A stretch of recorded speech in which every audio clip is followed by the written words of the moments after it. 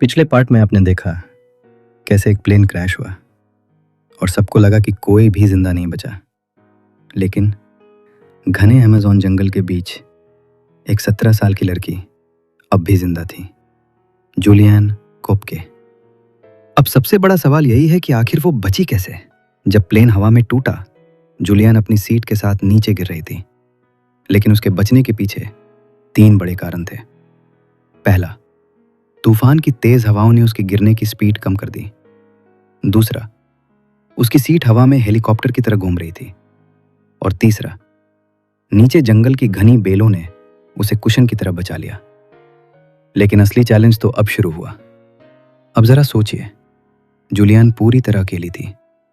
चारों तरफ घना अमेज़न जंगल, ना कोई इंसान, ना कोई मदद। उसकी कॉलर बोन टूट चुकी थी, एक आंख सूज गई थी और उसका चश्मा भी खो गया था।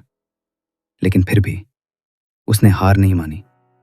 यहीं उसकी नॉलेज काम आई, क्योंकि उसके पेरेंट्स जूलॉजिस्ट थे और वो पहले जंगल में रह चुकी थी। उसे अपने पिता की एक बात याद आई, पानी को फॉलो करो, क्योंकि छोटी धाराएं आखिरकार किसी नदी या इंसानी बस्ती तक जाती हैं। और यही सोचकर वो एक छोटी सी धारा के साथ चलने लगी। लेकिन सोचिए, जंगल में उसने भूख, दर्द और डर को कैसे सहा होगा। लेकिन यह सफर बिल्कुल आसान नहीं था।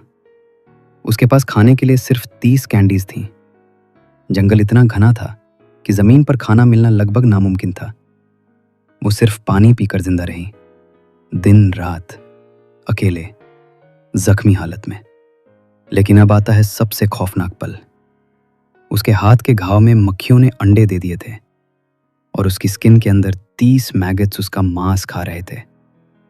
10वें दिन उसे एक छोटी सी झोपड़ी मिली जहां पेट्रोल रखा था। उसने पेट्रोल अपने जख्म पर डाला। दर्द इतना भयानक था कि वो चीख उठी। लेकिन उसी दर्द को सहते हुए वो एक एक करके सारे कीड़े निकालने लगी। और आखिरकार 11वें दिन उसे 3 लोकल लोग मिले। उसने उनसे कहा, मैं प्लेन क्रैश सर्वाइवर हूं। और तभी उसे पता चला वो एक लौती सर्वाइवर थी। लेकिन कहानी यहीं खत्म नहीं होती। बाद में पता चला 14 और लोग क्रैश में बचे थे, लेकिन वो रेस्क्यू का इंतजार करते करते भूख और प्यास से मर गए। आज जूलियन कोपके एक मशहूर जूलॉजिस्ट हैं और वही रिसर्च स्टेशन चला रही हैं जो उनके पेरेंट्स ने बनाया था। अगर आपको ऐसी रियल सर्वाइवल स्टोरीज पसंद है तो वीडियो को लाइक करें, कमेंट करें और सब्सक्राइब जरूर करें, क्योंकि यहाँ आपको मिलती हैं दुनिया की सबसे अनबिलीवेबल सच्ची कहानियां।